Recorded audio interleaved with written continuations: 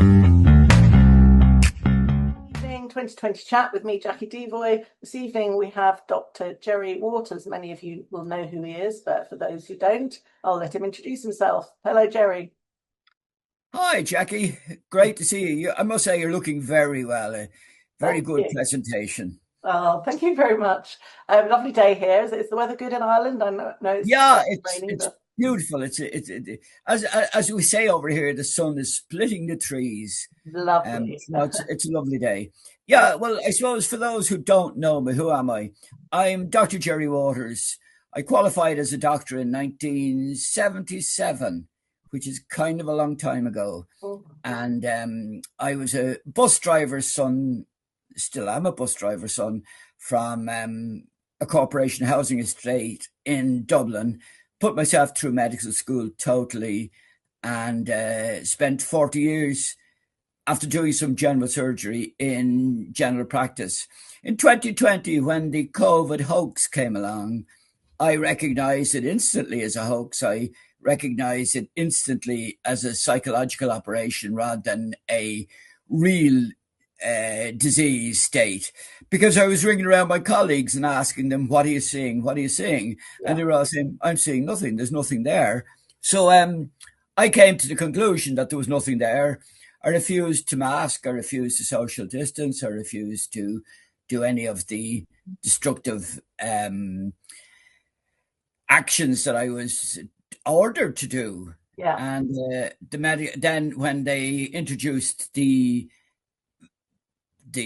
gene therapy masquerading as a vaccine, I said, no, I'm not putting it in my arm. I'm sure as hell not putting it in anybody else's. Can I just ask you how you recognised it as a hoax? Have you always been a very awake person, a critical thinker, or was it just that particular thing that got you thinking? I think it kind of helps if you come from a working class background. That We sounds talked about this condescending, before, yeah. but you learn things are not the way they are, or things are not the way you are told, and you become less trustful, I suppose, of establishments and people in Yeah. general. So I suppose, yeah. Plus the fact that obviously I must have been yeah, I think I was as a fairly critical thinker, and but it became very obvious by inquiring of my colleagues that nobody could see any disease state, any relevant disease state. And remember as well that it was into sort of March, February, March, and that's when the flu bug disappears. So it'd be very unusual for an upper respiratory tract infection to be coming into community at that stage, and it wasn't. So I said no. I see the other beauty of this, Jackie, in spite of my looks. I know I look as like a young man. Yeah. Um, I'm 76 now, so Oh, I was 70 at that stage, yeah. which gave me both the experience of 40 years of general practice and the confidence and the financial wherewithal that I didn't really need it. I was kind of past retiring age. I now, admittedly, I would have gone on, and as my patients say to me, "Oh, Gerry, you would have been carried out of there in a box," and that's probably true because I love being a GP. I absolutely loved every minute of being a GP. And again, I think it goes back to my working class background that I felt privileged to be allowed into people's lives. The sheer privilege of being there when people need you is Yeah. phenomenal. Yeah. It's like any of us, if we're involved in if we see a road traffic accident or any sort of accident, a drowning or anything, and you participate in the resuscitation or help them in any way, you're on a high for a couple of days. Oh, absolutely. Yeah. And it's a fabulous feeling that you actually did some good. I was getting that every day. Wow. Imagine that every day as a GP, Yeah. I was in a situation where I was actually helping people. I loved it. So, as I say, I would have been carried out of it in the box if the medical council hadn't come along in March or February 2021 and unceremoniously took my license off me. I'd no trial, I'd no logical court case, no witnesses were called. The medical council decided that I was a danger to my patients. What, so what was the first you heard of that? I mean, was this after you'd been Well, previously a publishing patient about the in asthma? September 2020, a patient came into me And I thought he was relatively sensible and smart, and I told him it's all a con and a hoax. And he was wearing a mask, and I said that fucking thing isn't doing you any good. In fact, the reason why you got a tracheitis is probably that joke. Yeah. He didn't like it. He wasn't as bright as I thought he was. So he reported me to the medical council, and they hemmed and hawed and toed and froed. And then when the vaccine came in, there's a television host, a guy in Ireland, in Dublin, by the name of Joe Duffy, who runs a radio, not a television, a radio program at 11 o'clock in the morning. And he decided, well, I don't know if he decided because I'm giving a motive for it, but he did a job on me that I wouldn't give the vaccine. I knew Joe Duffy previously, and his producer rang me and said, will you talk to Joe? And I said, no, Joe is an idiot. He's a buffoon. I really wouldn't talk to Joe. That went back to him. I think I hurt his feelings. Anyway, he did a job on me. I was quoted in the Dáil in the Irish government by the local Sinn Féin representative saying I was a disgrace. I was killing grannies. I was killing old people. I was insulted from, on the television that. And I got it. I suppose it's an opportunity to add that for 9 years, I was a television RTE guest speaker every week, or guest celebrity medical officer. Every week I went on and I gave medical advice on RTE. So I was well known, and I knew Joe Duffy. And I did know he was a buffoon. So anyway, he did a job on me. The medical council did a job on me. And then, in spite of the fact that every producer in RTE and most presenters had my telephone number and regularly used it to ask me about their mother's pain in their hip and all sorts of things because I was approachable, they all forgot it. I was totally silenced and excluded, vilified, demonized, you name it. They did the job on me. And so what was the first you heard from the medical council, the Irish Medical Council? Well, they were from the time the guy complained about me about not going along with the directives of the medical council, or of the Department of Health. That was September. There were letters going back and forth. But then in, I think it was about the 16th of February, I got an email saying I was being brought before the medical council. That was a Saturday. On, I think, the 19th. I had 2 working days' notice of preparing a legal team. Not a hope, because, first of all, I was very, very much at variance with what everybody believed at that stage. Most of my friends thought I'd lost it. Most of my friends thought I was for the birds, even the people who trusted me and liked me, which was a remarkably small group of people. But those who did thought I was for the birds. Now, those same people are coming up to me and saying, Gerry, you were dead right. I'm so sorry. I didn't believe you then. Anyway, I was given 2 days working notice being brought before a full meeting of the medical council. I think there were 12 members of the medical council sat in judgment of me. 6 of them were doctors. Not one of those got into the ring with me. Not one of them engaged with me. Not one of them asked me a question. Do you think because they knew what you know? They knew. Yeah. They knew. Well, let's face it, not only legally, but morally and ethically, according to the guidelines, the medical guidelines, they had an obligation to do their due diligence. And as soon as you start doing your due diligence in 2020 or the beginning of 21, you suddenly realize it was a con and a hoax. If you just looked at the people dying, the number of people, the age groups, no children, nothing, the flu disappearing, if you just looked at those things alone, you knew I was right. At what point did you see injuries and deaths from the jabs? Because I had people coming to me from around January, February 21, very early. Oh, on. Yeah. That's when they start. That's when they started appearing. But remember, I was given 2 days' notice being brought before the full meeting of the medical council. I was given 2 days' notice being brought before the High Court, and I was given 3 hours' notice to close my practice. That was the sequence. They were so anxious to get rid of me. And you know what they say, the flak is heaviest when you're over the target. Yeah. So obviously I was drawing all the flak, primarily because they knew I was over the target. There were 4 or 5 other doctors in the country who kind of came out, and they were tweeting things, this, that, and the other, you know. But overall, I was looking back, and I was the only one that actually got it totally correct that there was no virus, a pathogenic virus. Now that is proven statistically, and you can only prove these things statistically. Like, you know, so people get cancer, young people get cancer, but when normally one person got lung cancer per thousand, and then suddenly 6 or 7 are getting lung cancer or a cancer, turbo cancer per thousand.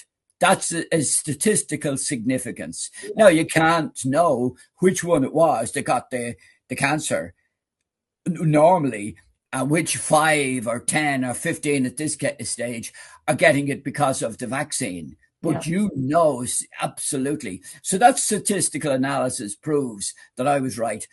During 2020, there was no increase in deaths, excess deaths. 2021, it started, as you say, in January or February. But remember, I'd been thrown out of practice. I had been prohibited from writing even a script for myself. Like, if I had a toothache, I couldn't get a tooth abscess. I couldn't get an antibiotic for myself. That was the hugely ignominious part, that I had to go to another doctor and ask for a prescription for an infection in my finger or whatever I needed. We know anyway that cloves is a good antibiotic for toothache. So just chew on a few cloves, that'll get rid of it. Yeah, well, I whatever about the toothache, you know, if you've got a tooth abscess, cloves won't do it. You're going to need an antibiotic, you know. I'm too long in the tooth, so to speak, Jackie. So that's where I found myself.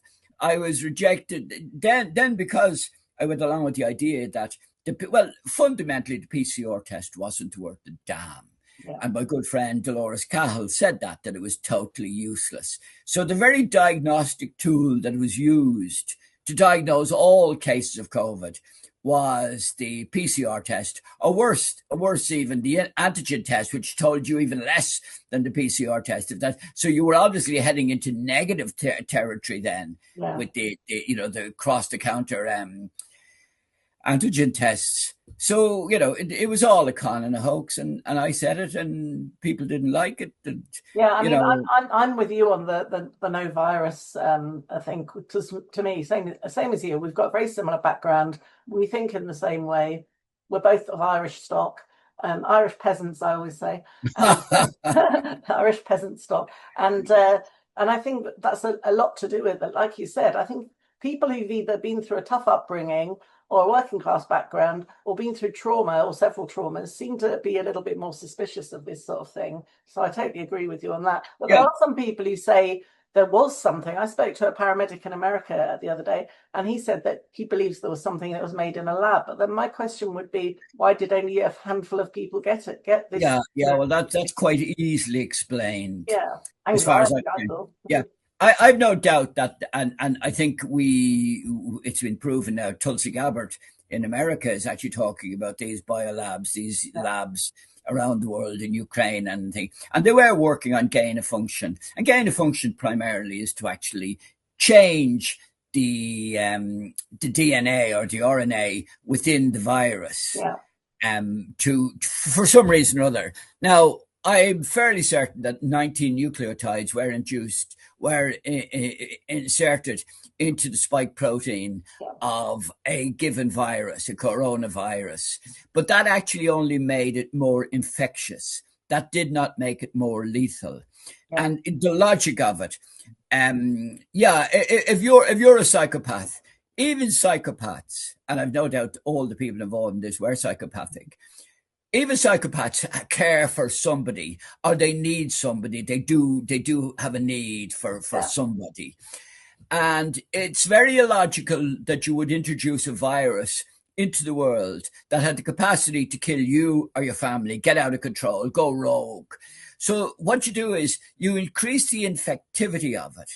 So in effect, you increase its ability to pass from person to person, but not necessarily its ability to actually kill people. Yeah. So I believe that they did do that. I believe it was probably some around the world. And and there's very, very good evidence. People have actually identified the nucleotides that were induced into the spike protein to make it more infectious, because the spike protein is about entry to the cell, getting to the ACE receptors. So yeah, that'd be very, very logical. But as I say, that's what it was. And I think then they injected that into certain centres of population. I don't think it ever got to Ireland, even though we went through the same lockdown, the same razzmatazz. We went through the same sort of ridiculous directives. I think in certain cities around the world, it was probably introduced.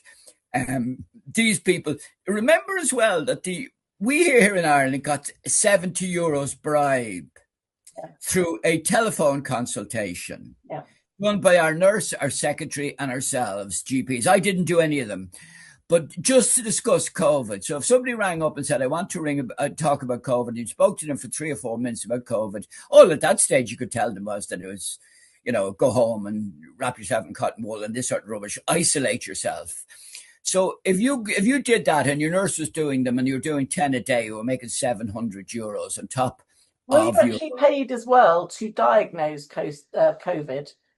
No, well, I don't know, you see, because I wasn't diagnosing COVID because I wasn't doing the PCR. I refused to do the PCR test. And were doctors being paid like they were in the UK in Ireland to actually give the jabs? It was £12.50. Well, you're moving on there. Yeah.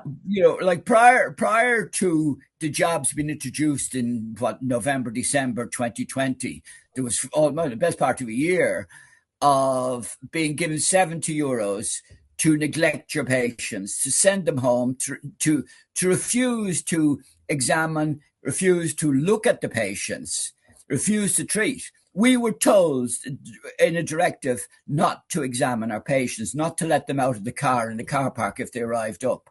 And if they did ring us, we were getting €70, or our nurse or our secretary were getting €70 to tell them to stay at home and neglect them. That is invariably a situation where you get what I refer to as mandated neglect pneumonia. Oh, yeah. MNP. Yeah. And if 2,500 doctors in Ireland, GPs, send home 100 patients, you're talking about hundreds of thousands of patients, millions of patients, a small proportion of them will invariably, if you send them home to isolation, sitting around, the mucus not being shook up in their lungs, you will get a pneumonia. Yeah, Gerry, we've only got 4 minutes left, and I wanted to talk. Have we? Yeah, it's just because this show is 2020. It's called, and it's 20 minutes long, and it goes out 2020 every evening. Oh. So sorry, you gave me my head. You should never have allowed me talk so much. Well, no, I'll have to get you back for part 2. But can you just tell us quickly about the disciplinary hearings that have been going on in Ireland with Dr. Marcus de Bruin and others? Well, fundamentally, the others are being victimized and are being disciplined for making tweets during the course of the thing. And these tweets were all totally honest and totally acceptable, and the only way that we as dissidents had any way of communicating, because we were silenced otherwise. We weren't allowed to meet up with our colleagues. We weren't allowed to communicate with our colleagues. We were silenced at any meetings and that. And the guys decide that they tweet or they would attend rallies and that. And the medical council, in their stupidity, you wouldn't believe the remarkable stupidity that is endemic in the medical council and these sort of bodies. In their stupidity, are making a big issue of it. They'd really be better off shushing it all up, as they did with me. I had never had a trial. The guy who complained against me withdrew it, and the medical council then shoved it all under the carpet. They didn't want to give me a platform, as you well now appreciate. It's a bad idea to give me a platform. No, I like giving you a platform. I've interviewed you a few times now, and you're always very, very popular with the viewers. So it's always worth having you on. And I'd like to get you back on again, actually, because I'd love to talk to you, Jackie. I'm sure we could talk for hours. I could talk for hours. Well, we both kissed the Blarney Stone, I think. So, but you're a very easy person to interview, because it's like, just wind you up and off you go. So you don't even have to wind me up, Jackie. I'm on a tight spring anyway. So if people want to hear more from you or read more of your opinions, where can they find you? Well, I've got 56,000 followers on Twitter or X under the name of Dr. Gerard Waters, GP at Oturisk, What Oturisk, does that mean, by the OTU. way, oh tourist? What is that? It's a bastardization of the name Oturish, the Irish version I of it. see. And being dyslexic, I don't know how to spell, so I spelled it the wrong way. Well, my Irish surname is O'Duffy, and it's O apostrophe Duibhe something or other. I can never Something like remember the that, Irish yeah. spelling. BH is yeah, no, mine is Oturisk. But as I say, I just stuck in letters that English sounding or Anglophobes will actually recognize as easily to pronounce. So OTU or Oturisk, Yeah. And you're on Facebook as well. I'm what? You're on Facebook. Yes, I'm on Facebook as well. Again, I've got 3,500 followers on Facebook as Dr. Gerry Waters. Brilliant. Yeah, I'm easily found. I'm easily contactable, as you well know. Brilliant. Okay, well, thank you very much for coming on today for the quick 20-minute chat, and I hope to speak to you again very soon in the near future, hopefully. Absolutely look forward to it. Thanks very much, Jackie. It's been a pleasure. Thank you, Gerry. Thanks a lot.